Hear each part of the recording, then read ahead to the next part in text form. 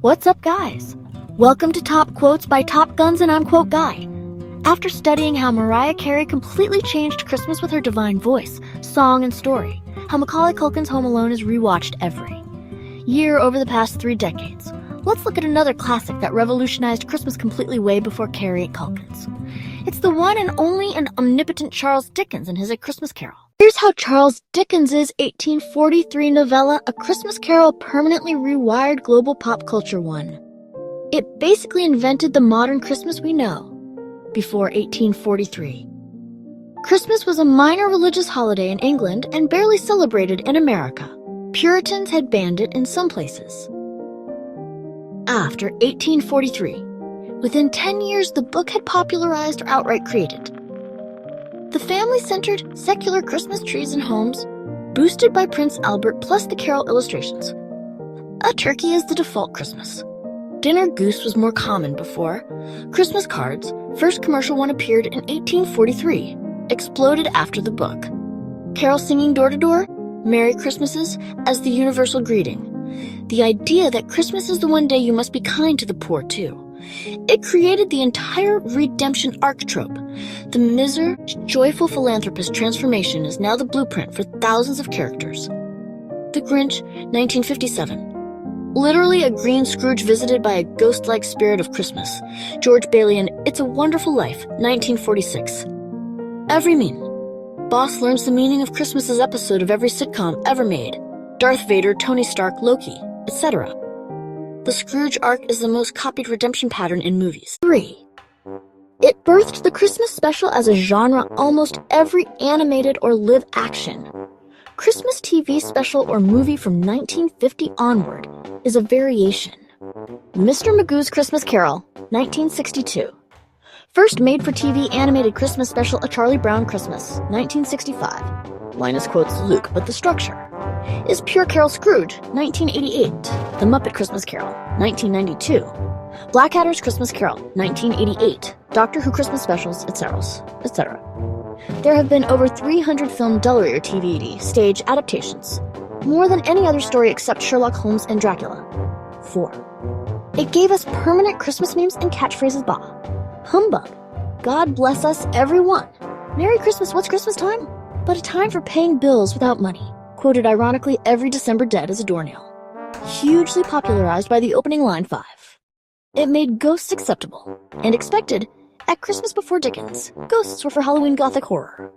After him, Christmas = friendly ghosts teaching life lessons. This directly led to Casper the Friendly Ghost, 1939. Ghosts of Girlfriends Past, 2009. Every 3 spirits visit a jerk parody. 6. It turned Christmas into big business. The book's massive success proved there was huge money in Christmas sentiment.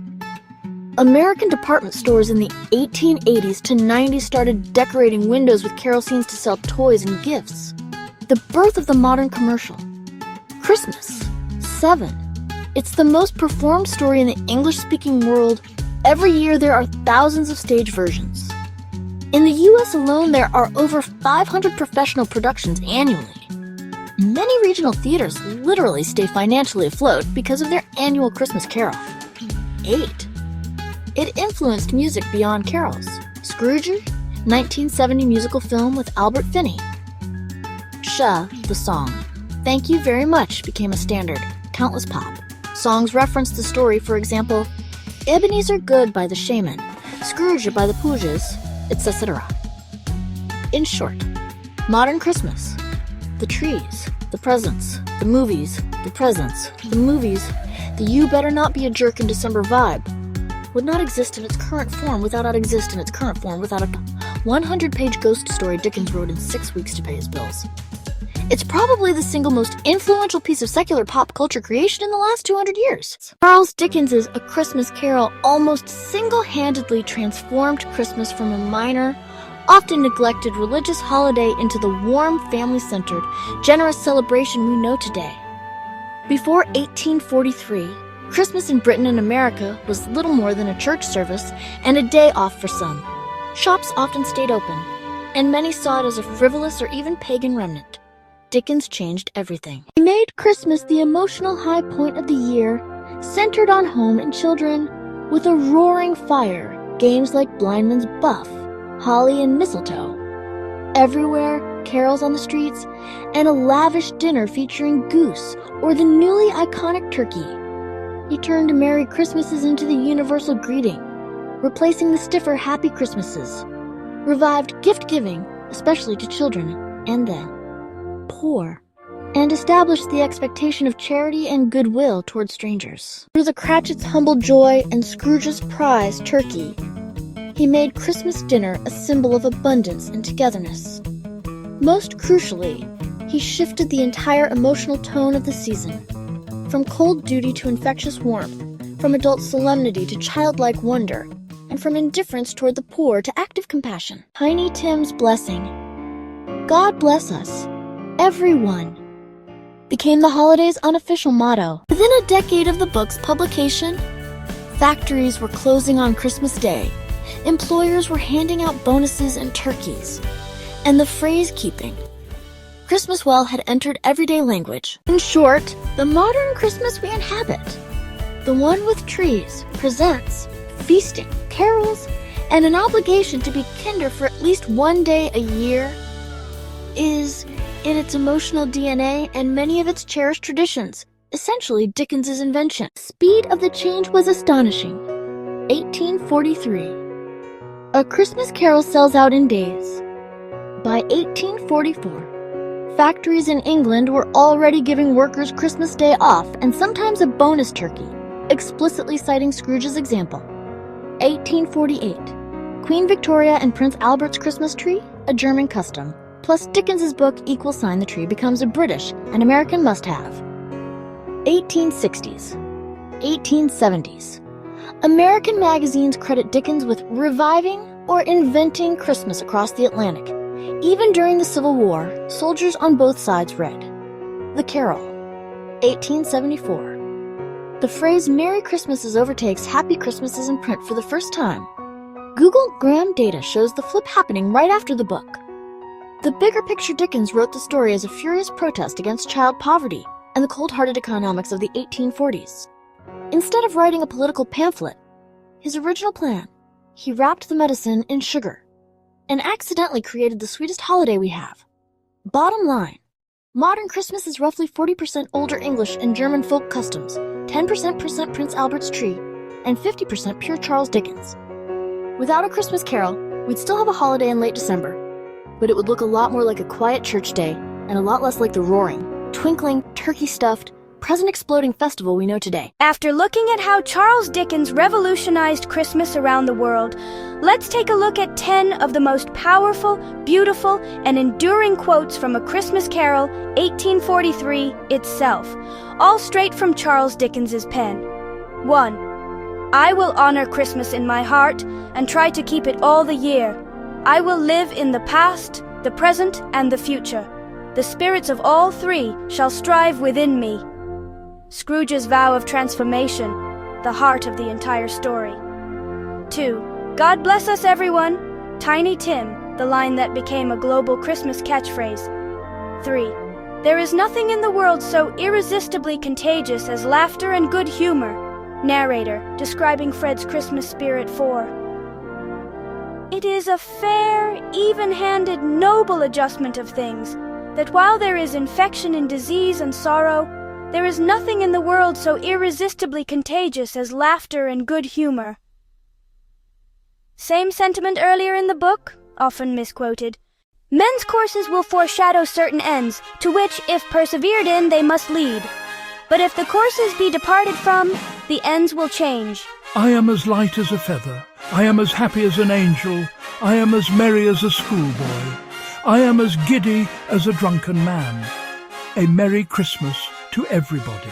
For it is good to be children sometimes, and never better than at Christmas, when its mighty founder was a child himself. It's not my business, Scrooge returned. It's enough for a man to understand his own business, and not to interfere with other people's. Mine occupies me constantly. Scrooge's pre-transformation creed, and a savage jab at laissez-faire economics. They are man's... This boy is ignorance. This girl is want. Beware them both, but most of all beware this boy. The Ghost of Christmas Present revealing the children under his robe, Dickens's direct warning to Victorian society. And it was always said of him that he knew how to keep Christmas well, if any man alive possessed the knowledge. The novella's famous last line about the reformed Scrooge, these lines aren't just pretty. They're the DNA of how the entire English-speaking world still talks and thinks about Christmas 180 years later. Why don't we explore how this generational idea was generated? Dickens did not wake up one morning with the full plot of A Christmas Carol in his head. The book was born in a perfect storm of personal memory, financial panic, social anger, and a single explosive moment of inspiration that hit him in the autumn of 1843. Here are the exact ingredients and the order in which they came together. 1. Financial desperation, summer to autumn 1843. Martin Chuzzlewit, his novel Running in Monthly Parts, was selling badly. Dickens' wife Catherine was pregnant with their 5th child. Dickens had just moved into a bigger house at 1 Devonshire Terrace, and the bills were piling up. By October 1843, Dickens' publishers warned they might cut his monthly payment. Dickens wrote to a friend, "I am so harassed that I am in a state of depression." Dickens needed a quick, guaranteed bestseller before Christmas. 2. Growing fury at child poverty, spring to autumn 1843. In March 1843, Dickens read the second report of the Children's Employment Commission, horrific accounts of children working in mines and factories. Dickens visited the Field Lane Ragged School, a charity school for street children, in London, and was devastated. Dickens originally planned to write a furious political pamphlet called An Appeal to the People of England on behalf of the poor man's child. Then, in early October, Dickens changed his mind and wrote to his friend Cornelius Felton, "I have been so moved by what I have seen that I believe I shall write a little book about it." 3. The lightning bolt moment. Manchester, the 5th of October 1843, Dickens went to Manchester to give a speech at the Athenaeum in aid of adult education. While walking the streets that night, surrounded by factory smoke and ragged children, the entire story suddenly appeared to him almost complete. Dickens later told his biographer John Forster, "I felt the idea come upon me like a thunderbolt. I wept and laughed and wept again, and walked about the black streets of Manchester all night, 15 or 20 miles, excited to the highest pitch." The next day, Dickens wrote to Forster, "I have a great idea for a Christmas book. Such a wonderful, glorious, brilliant idea." 4. 6 intense weeks of creation. Late October, early December 1843. Dickens started writing on about 23rd October. Dickens worked in a white heat. Forster said Dickens would walk the London streets at night for hours, sometimes 15-20 miles, when a scene was forming in his head. Dickens laughed and sobbed over his own manuscript. His sister-in-law, Georgina, said she could hear him crying and laughing in his study. Dickens finished the last page on 2nd December 1843, exactly 6 weeks after starting. 5. Why the ghost story form? Ghost stories at Christmas were already a popular tradition, told around the fire on Christmas Eve. Dickens loved the form. He had edited magazines full of them, but Dickens turned it on its head. Instead of frightening the reader, the ghosts would frighten Scrooge into becoming a better man. In short, the recipe that created A Christmas Carol, childhood memories of happy Christmases, the trauma of poverty and child labor. Acute money worries in 1843, rage at the treatment of poor children. One electrifying night walk in Manchester. 6 weeks of almost possessed writing. Dickens himself said later, "I have always thought of Christmas time as a good time, a kind, forgiving, charitable, pleasant time. And therefore, I have tried in this little book to raise the ghost of an idea which shall not put my readers out of humor with themselves, with each other, or with the season." That ghost of an idea was born in desperation, anger, memory, and a single night of inspiration in the rainy streets of Manchester. Here's the question, did Dickens see or believe in ghosts? Dickens never claimed that the ghosts in A Christmas Carol came from any real supernatural experience of his own. He was very clear, both in private and in print, that the spirits were deliberate literary inventions, but he did talk about where he got the idea for, the specific way he handled ghosts, what Dickens actually said about the ghosts themselves. 1. He wanted ghosts that were not the usual white sheet and rattle chains cliches. In a letter to his American friend Cornelius Felton, January 1844, he wrote, "I have endeavored in a new, gay, fantastic way to make the ghosts plausible and invest them with a certain charm." Dickens was proud that people found his spirits original rather than the standard Gothic horror ghosts of the time. 2. Marley's chains were his own invention, but based on a real tradition. Dickens loved the old idea that restless ghosts were weighed down by the burdens they carried in life. He said he simply took that folk belief and made it literal and moral. Every link in Marley's chain was forged by a selfish act. He thought this was a new and startling way to make guilt visible. 3. The 3 Christmas spirits were deliberately symbolic, not real ghosts. Dickens explained to his friend John Forster that he wanted each spirit to be a type, not an individual ghost. Past, memory and regret. Present, generosity and social conscience. Future, to death and judgment. He was proud that they worked as psychological forces rather than just scary apparitions. Dickens believed the story felt true, even though the ghosts were made up. In the 1850s, he wrote in a magazine article, "I have always thought of Christmas time as a good time, a kind, forgiving, charitable, pleasant time, and I believe that the carol spirits have helped to keep it so." In other words, he was proud that his invented ghosts had actually changed real-life behavior. People became kinder at Christmas because of them. He laughed at people who asked if he'd really seen ghosts. When some readers wrote to him asking if the spirits were based on personal hauntings, he replied, politely but firmly, that they were pure imagination. Though I confess I like to believe such things are possible. So, in real life, Dickens never pretended the ghosts came from anything supernatural. Dickens was proud of them purely as a brilliant artistic device.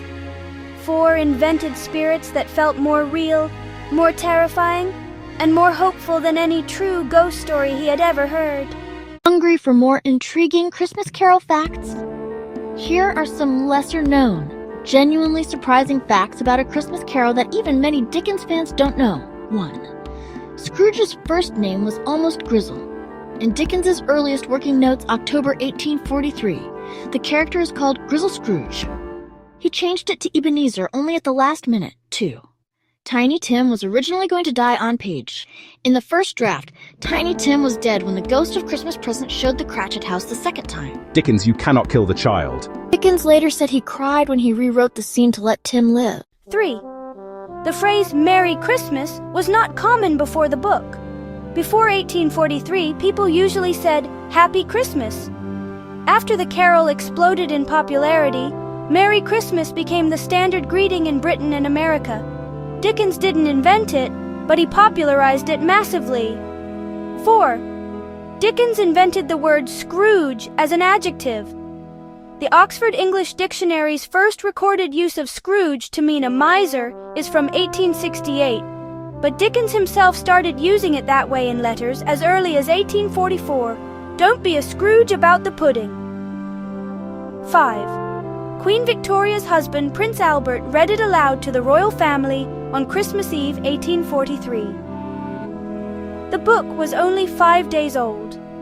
The royal endorsement helped make it an instant status symbol. 6. The first edition had a major typo that Dickens fixed by hand. On page 23, the phrase "stave 1" was accidentally printed as "stave on." Dickens was so furious, he had workers hand-correct thousands of copies with ink before they were sold. 7. Dickens paid for the book out of his own pocket when the publisher balked. Chapman and Hall thought the fancy binding, red cloth, gold stamping, 4-color plates, was too expensive. Dickens insisted and took all the financial risk himself. The first edition made him only $230 instead of the $1,000 plus he expected. 8. Pirates made more money from it than Dickens did in the first year. Cheap, unauthorized editions flooded Britain and America within weeks. One American publisher sold 100,000 copies in 3 months and paid Dickens nothing. No international copyright existed. 9. The Cratchit's goose was probably stolen. In Victorian London, poor families often bought suspiciously cheap geese from knackers, men who dealt in dead horses, or from thieves. Dickens knew this and quietly hints the goose may not have been honestly come by, but Bob doesn't care because it's Christmas. 10. Dickens performed the carol so intensely that it damaged his health. During his 1867-68 American reading tour, he did the carol 34 times in 4 months, often collapsing backstage afterwards. Doctors warned him his heart was straining. He ignored them. Many medical historians believe those readings shortened his life. He died 2 years later at 58. 11. The original manuscript has a deleted scene where Scrooge dances with Mrs. Fezziwig. In the surviving manuscript at the Morgan Library, there's a crossed-out passage where adult Scrooge, watching the Fezziwig party with the ghost of Christmas past, suddenly joins the dancing in the vision and waltzes with a laughing Mrs. Fezziwig. Dickens cut it because it made Scrooge too sympathetic too early. 12. Scrooge's "Bah! Humbug!" almost didn't make it. Dickens's friend and early reader, the novelist William Makepeace Thackeray, told him humbug was too vulgar and low class. Dickens kept it anyway, and it became the most famous catchphrase in English literature. Those are the genuinely obscure ones, not the usual trivia you see on Christmas quizzes. Here's even more genuinely fun and slightly weird facts about A Christmas Carol that always get a laugh or a "wait, really?" when I share them. 1. Dickens wrote the entire book while walking 15 to 20 miles a night. He was so obsessed that he'd write all day, then pace the dark London streets until 2 a.m., talking to the characters out loud. People thought he was drunk or mad. 2. Scrooge's door knocker turning into Marley's face was inspired by a real pub sign. Dickens saw a grumpy-looking tavern sign in London that looked exactly like a screaming face and thought, perfect for Marley. 3. The phrase "bah, humbug" was almost "bah, Christmas." In early drafts, he tried several lines. "Bah, Christmas" was the runner-up. "Humbug" won because it sounded ruder and funnier. 4. Tiny Tim's crutch is on display in London. The actual prop crutch used by the child actor in the first ever stage adaptation, 1844, is still in the Charles Dickens Museum. It's tiny and heartbreaking. 5. Dickens got hate mail for making Scrooge too happy at the end. Some Victorian readers wrote furious letters saying a miser like Scrooge would never change so fast. One called the ending disgracefully unrealistic. 6. The first food Scrooge buys on Christmas morning is a prize turkey the size of a child. The turkey is described as so huge, the poulterer's boy has to drag it on a sled. It was basically a dinosaur. 7. Fred's Christmas party game, Yes and No, is still played today. It's now called 20 Questions. Dickens invented the exact rules in the book. 8. The Muppet Christmas Carol, 1992, is the only adaptation where Gonzo plays Charles Dickens and narrates the entire story in Dickens's actual words. Michael Caine said he played it completely straight because I was acting opposite a blue weirdo and a rat. 9. In 1844, factory workers in England went on strike demanding one Scrooge-style Christmas day off with pay. They literally waved copies of the book at their bosses. 10. Dickens once got stuck in a snowstorm and used the carol to cheer everyone up. In 1854, he was snowed in at a country inn and read the entire story aloud to strangers by the fire. Everyone cried. 11. There's a real cocktail called the Smoking Bishop. The warm spiced wine Scrooge promises to discuss with Fred over a Christmas bowl of smoking bishop. Dickens loved it so much he put the recipe in his letters. It's making a comeback in hipster bars. 12. The book has been adapted into a ballet where the ghost of Christmas yet to come is played by a 12-foot-tall silent dancer on stilts. Northern Ballet's version, terrifying and brilliant. 13. When NASA sent the first Christmas message from space, Apollo 8, 1968, the crew read Genesis, but the ground controller replied with Tiny Tim's line, "God bless us everyone," was the unofficial sign-off from Mission Control. It's wild how a little 1843 novella keeps spawning the funniest, weirdest, and sweetest moments 180 years later. As we approach the end, here's a quick recap of The Significance of A Christmas Carol, 1843, Why It Matters Far Beyond Being a Nice Christmas Story. 1. It reinvented Christmas itself. Before 1843, Christmas in Britain was a minor holiday, often just a single church service and a day off work. Many Puritan-influenced people still saw it as frivolous or even pagan. Dickens's book popularized the idea of Christmas as a time of family gatherings, feasting, gift-giving, games, charity, and goodwill to everyone. Queen Victoria and Prince Albert, with their German traditions, helped, but A Christmas Carol gave the emotional blueprint that became the modern secular Christmas in the English-speaking world. 2. It was a deliberate social weapon against poverty and indifference. Written in 6 weeks in late 1843, Dickens was furious after reading parliamentary reports on child labor and visiting a ragged school for street children. He originally planned a dry political pamphlet, then realized a ghost story would reach far more people. Key targets: the 1834 Poor Law that created brutal workhouses, Malthusian economists who said helping the poor only encouraged laziness, Politicians who answered poverty with, "Are there no prisons? Are there no workhouses?" The ghosts of Christmas present reveal ignorance and want as the real threats to society. Still one of the most direct political statements in English literature. 3. It proved you could make money while preaching social reform. Dickens refused to let his publisher skim profits. He took all the financial risk himself. Sold 6,000 copies in 5 days before Christmas 1843 and has never been out of print since. Showed that popular entertainment and moral seriousness could coexist, paving the way for the Victorian Condition of England novel.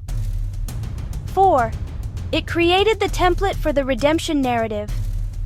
The Scrooge arc, miser, terrified, transformed, is the prototype for countless movies, books, and TV episodes. It's a Wonderful Life, How the Grinch Stole Christmas, Every Christmas Rom-Com, etc. It made personal moral conversion believable and emotionally satisfying to mass audiences. 5. It gave us enduring cultural shorthand phrases and concepts that entered everyday language. Scrooge = miserly, anti-Christmas person. 6. It saved Dickens's career and maybe his soul. After 3 consecutive commercial flops, he was in debt and depressed.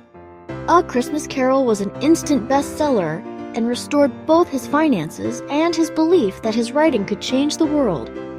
He called it his carol philosophy, cheerful, generous, and kind. In short, A Christmas Carol is not just Dickens's most beloved work. It is one of the most influential pieces of fiction ever written in English. It literally reshaped how millions of people celebrate and think about Christmas, poverty, and personal redemption. Final words from Charles Dickens. Later in life, 1850s, 1870, Charles Dickens spoke about A Christmas Carol more often, more emotionally, and more proudly than about any other work he ever wrote. Here are the things he actually said or wrote in his last 2 decades, grouped by how he felt about it. 1. It was the favorite of all his books. To his daughter Mamie, I have always thought of A Christmas Carol as the best thing I ever did. To his friend and biographer John Forster, 1860s, "If I had to choose one book to be remembered by, let it be The Carol." On Dickens's deathbed, June 1870, when he was barely able to speak, he whispered to his sister-in-law Georgina, "The Carol, the Carol," as though it was the thing he most wanted people to remember. 2. Dickens believed it had literally made the world kinder. In a letter to an American admirer, 1867, "I have always felt that The Carol has done more real, lasting good than all my other books put together, because it strikes at the heart." In the preface to the 1868 edition, "I have endeavored, in writing this little book, to raise the ghost of an idea, which should not put my readers out of humor with themselves, with each other, with the season, or with me. May it haunt their houses pleasantly." 3. Dickens cried every single time he read it aloud. Dickens gave 127 public readings of The Carol between 1853 and 1870. Dickens's stage manager reported that Dickens sobbed openly at "God bless us everyone" every night, even when he had a 40-degree C fever. In Boston in 1867, an audience member wrote, "He wept so hard at Tiny Tim that he had to turn his back to the house for almost a minute to recover." 4. It became his personal Christmas ritual. Every Christmas Eve until the year he died, Dickens read The Carol aloud to his family by the fire. In 1869, his last full Christmas, Dickens told his children, "I never tire of it. It seems to grow younger every year like myself." 5. Dickens defended its unrealistic happy ending to the end.